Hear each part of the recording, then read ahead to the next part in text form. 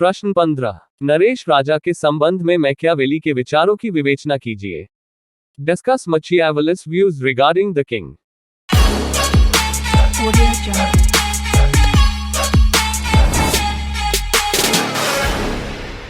उत्तर। Machiavelli के नरेश राजा संबंधी विचार। जब मैकियावेली का अभ्युदय हुआ था तब इटली कई छोटे छोटे राज्यों में बटा हुआ था और छोटे छोटे राज्य भी परस्पर संघर्ष में उलझे रहते थे। इटली में एकता स्थापित करने तथा उसे समृद्ध बनाने के लिए मैकियावेली चाहता था कि इटली में एक अत्यंत शक्तिशाली शासक पैदा हो। एक शक्तिशाली नरेश के निर्माण के उद्देश्य से ही उसने प्रिंस की रचना की। इसके माध्यम से उसने राजा को कुछ महत्वपूर्ण निर्देश दिए हैं और उसका विश्वास था कि यदि राजा इन निर्देशों के अनुसार शासन करेगा तो वह अवश्य सफल होगा। इसीलिए प्रिंस को शासन कला पर लिखा गया ग्रंथ कहा जाता है। मैकियावेली द्वारा राजा को जो निर्देश दिए गए हैं उनके द्वारा ही उसके राजा संबंधी विचार स्पष्ट होते हैं। ये निर्देश अथवा परामर्श निम्नलिखित हैं। 1. राजस्व एकत्र करने की कला। प्रत्येक शासक के लिए राजस्व एकत्र करना आवश्यक है, परंतु मैकियावेली के अनुसार राजा को बड़ी सूझबूझ से काम लेना चाहिए। शासक को चाहिए कि वह ध्यान रखे कि लोग अपने पैसे को सरलता से नहीं देना चाहते। राजस्व एकत्रित करते समय शासक को प्रजा की संपत्ति कभी नहीं छीननी चाहिए, क्योंकि मैकियावेली के अनुसार एक व्यक्ति अपने पिता के हत्यारे को क्षमा कर सकता है परंतु अपनी पैतृक संपत्ति छीनने वाले को नहीं। 2. प्रेम और भय का महत्व। राजा को चाहिए कि जनता उसे प्रेम भी करे और उससे भयभीत भी रहे। यदि ये दोनों संभव न हो तो जनता को भयभीत रखना अधिक उपयुक्त है। राजा के आसपास कृपापात्र लोग राजा से जो स्नेह और प्रेम करते हैं वह तात्कालिक होता है और स्वार्थवश होता है। वह प्रेम राजा के कारण नहीं बल्कि उसकी विशेष स्थिति के कारण होता है। लोग विजयी और सफल व्यक्ति की जय जयकार करते हैं। इस कृत्रिम प्रेम की तुलना में वास्तविक भय ज्यादा अच्छा है। शासक के भय के कारण जनता उसकी आज्ञाओं का पालन करती है। वह भय बना रहना चाहिए ताकि शासक की आज्ञाओं का निरंतर पालन होता रहे। 3. युद्ध की तैयारी। एक अच्छे शासक को सदा युद्ध के लिए तैयार रहना चाहिए। जो शासक युद्ध की तैयारी नहीं रखता वह अपने राज्य की रक्षा नहीं कर सकता। राज्य में कानूनों का पालन भी मैकियावेली के अनुसार सैनिक शक्ति पर ही निर्भर करता है। इसलिए शासक को चाहिए कि वह अपने राज्य में मजबूत सेनाओं की व्यवस्था करे। मैकियावेली के अनुसार 4 प्रकार की सेना होती है: राष्ट्रीय सेना, मिश्रित सेना, सहायक सेना, किराए की सेना। इसमें राष्ट्रीय सेना सर्वोत्तम है और किराए की सेना सबसे बुरी। 4. लोमड़ी की तरह चतुर और शेर की तरह बहादुर। मैकियावेली के अनुसार राजा को लोमड़ी की तरह चतुर और शेर की तरह बहादुर होना चाहिए। जनता में अपना विश्वास बनाए रखने के लिए यह आवश्यक है कि राजा ऐसे उपाय करता रहे जिससे जनता की उसके प्रति आस्था बनी रहे। 2 ही तरीकों से राजा जनता को अपने वश में कर सकता है। पहला कानून के अनुसार चलकर अथवा कानून के पालन द्वारा और दूसरा शक्ति द्वारा। पहला मनुष्यों के लिए और दूसरा जानवरों के लिए है। समाज में मनुष्य और जानवर दोनों ही होते हैं, इसलिए राजा को कानून और शक्ति दोनों का ही सहारा लेना चाहिए। बात तो सही है। राजा को चाहिए वह लोमड़ी की तरह चतुर हो ताकि वह संभावित खतरों को पहचान सके और शेर की तरह सशक्त हो ताकि लोग उससे भय करें, किंतु साथ ही राजा को यह भी ध्यान रखना चाहिए कि लोग उससे भयभीत रहें किंतु उससे घृणा न करें। 5. जनता का ध्यान दूसरे कार्यों में लगाए। जनता का ध्यान शासन और राज्य के कार्यों से हटाना अत्यंत आवश्यक है। जनता यदि शासक और शासकीय कार्यों के बारे में सोचती रहे तो उसमें दोष निकालने का प्रयत्न कर सकती है। इसलिए जनता का ध्यान वह अन्य कार्यों की ओर लगाए। समय समय पर वह संगीत, नृत्य, नाटक, नौटंकी आदि का आयोजन करता रहे। पुराने रोमन सम्राट सीजर ने कहा भी था, जनता को 2 ही चीजें चाहिए, रोटी और तमाशा। यह दोनों यदि उसे मिलते रहें तो जनता कभी राजा के बारे में सोचने की धृष्टता नहीं करेगी। 6. धर्म का महत्व समझे। राजा को चाहिए कि वह अनावश्यक रूप से समाज की परंपराओं और धार्मिक कार्यों में हस्तक्षेप न करे, क्योंकि उसे यह ज्ञात होना चाहिए कि इस संबंध में जनता बहुत भावुक होती है। हाँ, राजा को स्वयं धर्म की शक्ति को राज्य के लिए प्रयोग करने के लिए तत्पर रहना चाहिए। इसके लिए वह कभी कभी धार्मिक उत्सवों में भाग लेने का दिखावा भी कर सकता है। वह कुछ ऐसे कार्य भी कर सकता है जिससे प्रतीत हो कि राजा अत्यंत धार्मिक है, ताकि समय आने पर वह जनता की धार्मिक भावनाओं का राज्य के हित में प्रयोग कर सके। 7. सफल अंतर्राष्ट्रीय राजनीति। राजा को एक अत्यंत सफल विदेशी नीति का पालन करना चाहिए। कोई भी शासक जो अंतर्राष्ट्रीय राजनीति को नहीं समझता, जो दूसरे राज्यों की ताकत और आकांक्षाओं के प्रति सचेत नहीं है, वह कभी भी अपने राज्य की रक्षा नहीं कर सकता है। इसके लिए आवश्यक है कि राजा अपनी शक्ति बनाए रखे। पड़ोसी राज्यों को आपसी संधि न करने दे, दूसरे राज्यों को अपना मित्र बना ले, विरोधी राज्यों के अंदर फूट डालने का काम भी जारी रखे। 8 क्रूर उपायों का प्रयोग। मैकियावेली के अनुसार राजा को एक कुशल प्रशासक होना चाहिए तथा उसे तुरंत निर्णय लेने की आदत होनी चाहिए। उसे यह ध्यान रखना चाहिए कि कभी भी तुरंत और अति महत्वपूर्ण निर्णय उससे करने पड़ सकते हैं। ये बड़ी अच्छी बात कही आप। इससे भी बढ़कर आवश्यकता पड़ने पर राजा को अत्यधिक शक्ति का प्रयोग करने से कभी नहीं चूकना चाहिए। उसे इस संबंध में निश्चित रहना चाहिए कि बहुत बर्बरता और पाशविकता का प्रयोग करने पर भी यदि वह अपनी राज्य की एकता बनाए रख सकता है और विजयी रह सकता है, तो जनता उसका आदर करेगी। मैकियावेली द्वारा राजा को दिए गए सभी परामर्श का सार उसी के एक वाक्य में इस प्रकार व्यक्त किया जा सकता है: राजा का कार्य राज्य की रक्षा करना है, सभी साधन उचित और सम्मानित होंगे। राजा को दिए गए ये परामर्श किसी आदर्शवादी अथवा नीतिवादी व्यक्ति को बुरे लगना बहुत स्वाभाविक है, किंतु यह भी ध्यान में रखना जरूरी है कि यह संसार केवल आदर्श के सहारे नहीं चलता। मैक्सी के शब्दों में, मैकियावेली के उपदेशों को सैद्धांतिक रूप से सामान्यतः अस्वीकार किया जाता है, पर व्यवहार में उसका नियमित रूप से अनुसरण किया जाता है। मैकियावेली के अनुसार शासक के गुण। राज्य की सुरक्षा का दायित्व राजा पर है। राजा अपने इस कर्तव्य की पूर्ति तभी कर सकता है जबकि वह श्रेष्ठ गुणों और योग्यताओं से युक्त हो। मैकियावेली ने शासक के लिए अनेक गुणों का वर्णन किया है। उसने उन उपायों का भी उल्लेख किया है जिनके द्वारा राज्य को सुदृढ़ता प्रदान की जा सकती है। राज्य का निर्माण कर लेने के पश्चात शासक को बल प्रयोग द्वारा अपने विरोधियों का दमन करना चाहिए। शासक में शीघ्र निर्णय लेने की क्षमता होनी चाहिए, चाहे उसका निर्णय गलत ही क्यों न हो। मैकियावेली ने राजा को निम्नलिखित व्यवहारिक परामर्श दिए हैं। 1. राजा को जहां तक हो सके कम राजस्व वसूल करना चाहिए। 2. राजा को स्त्रियों पर कुदृष्टि नहीं डालनी चाहिए। 3. राजा को चाहिए कि वह प्रजा की संपत्ति को नहीं छीने, क्योंकि मैकियावेली का विचार है कि कोई व्यक्ति अपने पिता के हत्यारे को क्षमा कर सकता है परंतु अपनी पैतृक संपत्ति छीनने वाले को कभी क्षमा नहीं कर सकता। 4. जहां तक हो सके राजा को प्रजा की प्रचलित परंपराओं का आदर करना चाहिए। 5. प्रजा के मन में शासक के प्रति इतना भय होना चाहिए कि वह राजा द्वारा निर्मित कानून का उल्लंघन करने का दुस्साहस न करे। 6. वह जनता के समक्ष दया, अरे कहना क्या चाहते हो? शुभचिंतकता, मानवीयता, धर्मपरायणता आदि का प्रदर्शन करता रहे परंतु आवश्यकता पड़ने पर उसके प्रतिकूल आचरण करने से भी न चूके।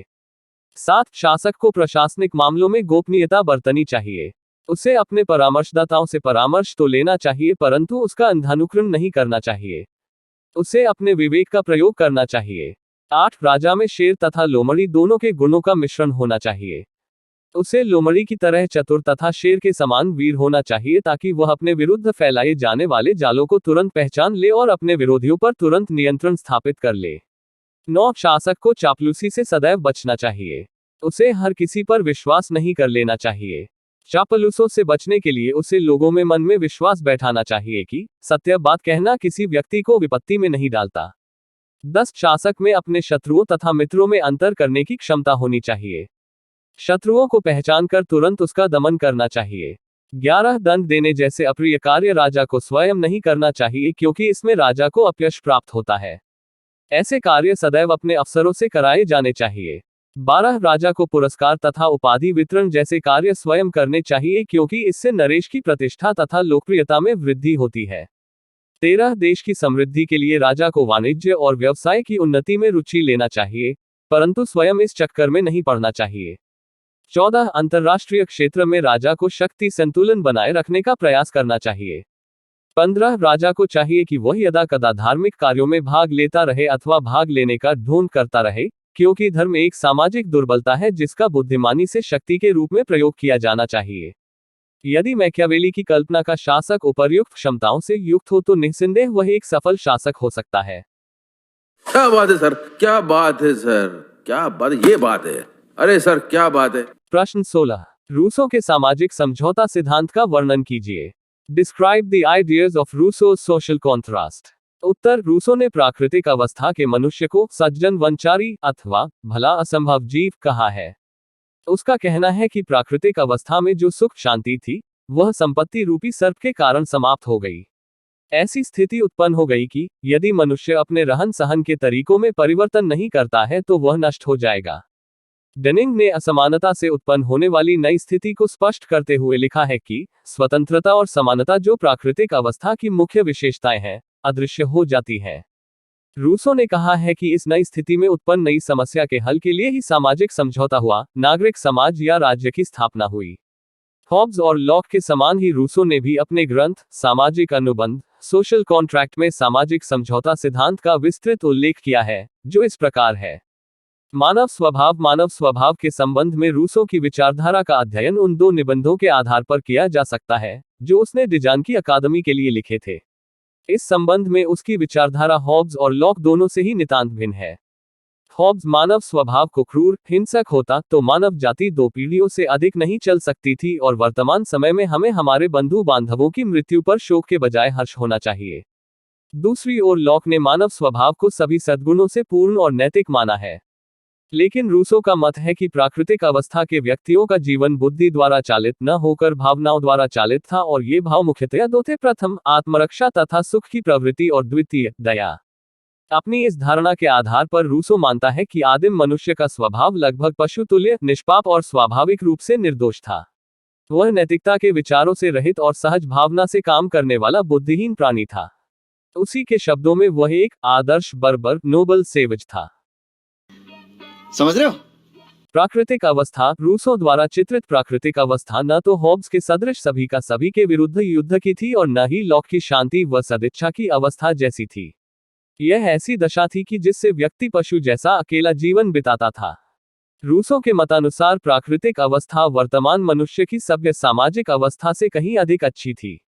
वास्तव में वह एक ऐसी आदर्श अवस्था थी जिसके आधार पर वर्तमान समय की सामाजिक और राजनीतिक अवस्था का मूल्यांकन किया जा सकता है। उसके अनुसार आदिम मनुष्य एकाकी और जंगली जीवन व्यतीत करता था। उसकी इच्छाएं और आवश्यकताएं बहुत अधिक सीमित थीं और वह पूर्णतया स्वतंत्र, संतुष्ट और सुखी था। प्रत्येक मनुष्य अन्य के समान था और बड़े छोटे का कोई भेद न था। पशुओं की भांति न तो उनका कोई निश्चित घर था और न ही कोई चिंता। यह प्राकृतिक अवस्था जंगलीपन की अवस्था अवश्य थी, पर वह उत्कृष्ट जंगली, नोबल सेवज था। उसमें सभ्य मनुष्यों वाले दुर्गुण न थे। इस प्रकार आदिम प्राकृतिक अवस्था आदर्श थी, लेकिन यह अवस्था अधिक समय तक न रह सकी। कालांतर में मानव जाति की संख्या में उत्तरोत्तर वृद्धि होने लगी। जलवायु की भिन्नता से भिन्न भिन्न स्थानों पर रहने वाले लोगों में रहन सहन के स्तर में अंतर उत्पन्न हो गए और प्राकृतिक समानता समाप्त हो गई। प्राकृतिक अवस्था की सुख शांति को नष्ट करने का कार्य व्यक्तिगत संपत्ति की धारणा ने किया। मानव मस्तिष्क में मोह ने जन्म लिया और उसने यह सोचना शुरू किया कि वह भूमि जिस पर वह रहता है यदि उसकी हो जाए तो उसके बच्चों को नई जमीन खोजने की परेशानी न करनी पड़ेगी, और बस इस भावना के उत्पन्न होते ही संपत्ति रूपी सर्प मानव समाज में पैदा हो गया और उसकी सुख शांति काफूर हो गई। व्यक्तिगत संपत्ति की इस धारणा के कारण प्राकृतिक अवस्था में तीव्र संघर्ष प्रारंभ हो गया। शक्तिवान व दूरदर्शी लोगों ने अच्छी व अधिक भूमि ले ली तथा औरों को कम व खराब भूमि मिली या मिली ही नहीं। इस प्रकार धनी व निर्धन का भेद उत्पन्न हुआ। अमीरों ने निर्धनों पर अत्याचार और निर्धनों ने अमीरों के विरुद्ध षड्यंत्र करने प्रारंभ कर दिए। लूट खसोट, चोरी, हत्या और अन्य अपराधों का बाजार गर्म हो उठा। अंत में इस दुर्व्यवस्था से छुटकारा पाने के लिए व्यक्तियों ने अनुबंध के आधार पर राज्य की स्थापना की।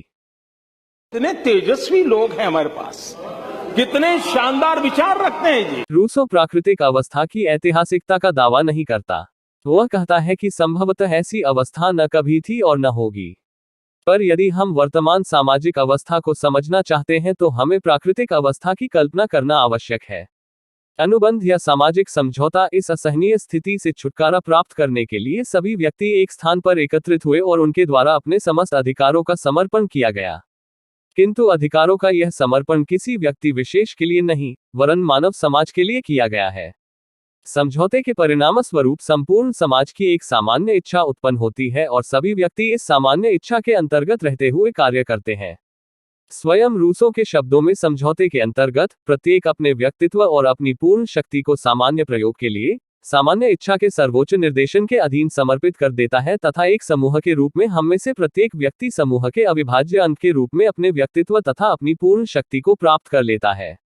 दूसरे शब्दों में हम यह कह सकते हैं कि अनुबंध द्वारा प्रत्येक व्यक्ति के अपने पूर्ण व्यक्तित्व या शक्तियों को एक ही राशि या ढेर में मिला दिया जाता है और व्यक्ति स्वयं उस राशि या ढेर का एक अविभाज्य अंग बन जाता है। इस प्रकार के पारस्परिक संयोग से उत्पन्न समूह का नाम ही राज्य या राजनीतिक समाज है।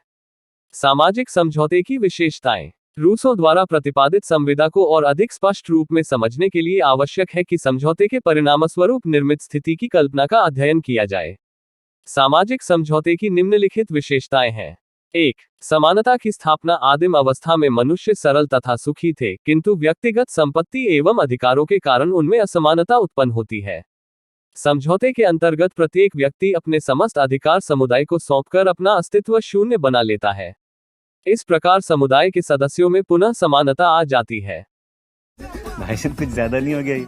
2. समझौते द्वारा समुदाय का कोई भी सदस्य कुछ खोता नहीं है, अपितु उसे पूर्ण सुरक्षा प्राप्त हो जाती है, क्योंकि जो अपने को पूरे समुदाय के हाथ सौंपता है वास्तव में अपने को किसी के हाथ नहीं सौंपता है। यद्यपि देखने से ऐसा प्रतीत होता है कि व्यक्ति अपने सारे अधिकार समुदाय को सौंपकर अपनी स्थिति कमजोर कर लेता है, पर वास्तव में ऐसा नहीं होता, बल्कि समझौते द्वारा वह अपनी सुरक्षा हेतु समुदाय की संगठित शक्ति प्राप्त कर लेता है। दूसरे शब्दों में, व्यक्ति एक हाथ से जो देता है दूसरे हाथ से उसे अच्छे रूप में प्राप्त कर लेता है। 3. शासक एवं शासित के भेद का अभाव। रूसो के समझौते द्वारा लोगों के बीच हॉब्स के संविदा जैसी कोई सर्वमान्य संप्रभु का जन्म नहीं होता है, जो समुदाय के सदस्यों तथा जनता के बीच अपने निर्णय को लाद सके। इस तरह इस संविदा के माध्यम में शासक एवं शासित के भेद की तरह उसमें एकीकरण होता है। प्रत्येक व्यक्ति शासित के साथ शासक भी होता है, क्योंकि वह सामान्य इच्छा के आदेशों का पालन करता हुआ अपनी ही इच्छा का पालन करता है। 4. समझौते के द्वारा व्यक्ति एवं समुदाय का एकीकरण होकर नैतिक एवं सामूहिक व्यक्तियों का निर्माण होता है, जिसमें पूर्ण एकत्व होता है तथा उसकी अलग आत्मा और इच्छा निर्मित हो जाती है। 5. समझौते द्वारा व्यक्ति नागरिक का रूप धारण करता है तथा उसकी प्राकृतिक स्वतंत्रता नागरिक और राजनीतिक स्वतंत्रता में बदल जाती है। रूसो के सामाजिक समझौते की आलोचना। 1. तार्किक दृष्टि से सामाजिक समझौते असंगत हैं। अपने समझौते द्वारा रूसो ने पल भर में जिस आसानी से मानव प्रकृति को बदल दिया है अव्यावहारिक प्रतीत होता है। एक तरफ रूसो कहता है कि अंतरिम प्राकृतिक अवस्था में मनुष्यों में बहुत बुराइयां तथा स्वार्थ, लालच, मिथ्या दंभ, संपत्ति की भावना इत्यादि आ गईं, पर दूसरी ओर वह यह भी कहता है कि समझौता होते ही व्यक्ति की दुष्प्रवृत्तियों में परिवर्तन आ गया तथा वह नैतिक, कर्तव्यपरायण तथा न्यायप्रिय हो गया। वास्तव में यह एक हास्यास्पद बात है तथा ऐतिहासिक दृष्टि से गलत है। जनता माफ नहीं करेगी। 2. मानव प्रकृति का एकाकी चित्रण। रूसी ने मानव को स्वभावतः श्रेष्ठ प्राणी माना है, किंतु यह मानव प्रकृति का एकाकी चित्रण है। मानव न तो हॉब्स और मैकियावेली की भांति दुष्ट ही है और न ही रूसो द्वारा कल्पित श्रेष्ठ प्राणी ही है। वास्तव में मानव प्रकृति में इन दोनों विशेषताओं का अंश मिलता है। 3. रूसो ने राज्य और समाज में कोई अंतर नहीं किया है। राज्य का निर्माण एकाकी नहीं होता, बल्कि वह समाज के धीरे धीरे विकास का परिणाम है, जो राजनीतिक चेतना के फलस्वरूप उत्पन्न होता है। वास्तव में राज्य एवं समाज के मध्य अंतर है। समाज के विकास के साथ साथ राज्य का स्वरूप विकसित हुआ है। समाज का विकास पहले हुआ है, तदंतर राज्य का विकास हुआ है। 4. व्यक्ति की अधीनता। यद्यपि रूसो की मान्यता है कि समझौते के बाद व्यक्ति को उसके अधिकार और स्वतंत्रता वापस मिल जाती है, पर वास्तव में उस पर सामान्य इच्छा का इतना अंकुश हो जाता है कि उसका स्वयं के जीवन पर कोई अधिकार नहीं रह जाता है। 5. रूसो का समझौता अवैधानिक है। सामान्यतः समझौता तभी वैधानिक माना जाता है जबकि अधिक की गारंटी देने वाला कोई दूसरा पक्ष हो तथा बाध्यता से समझौते की शर्तों का पालन करा सके।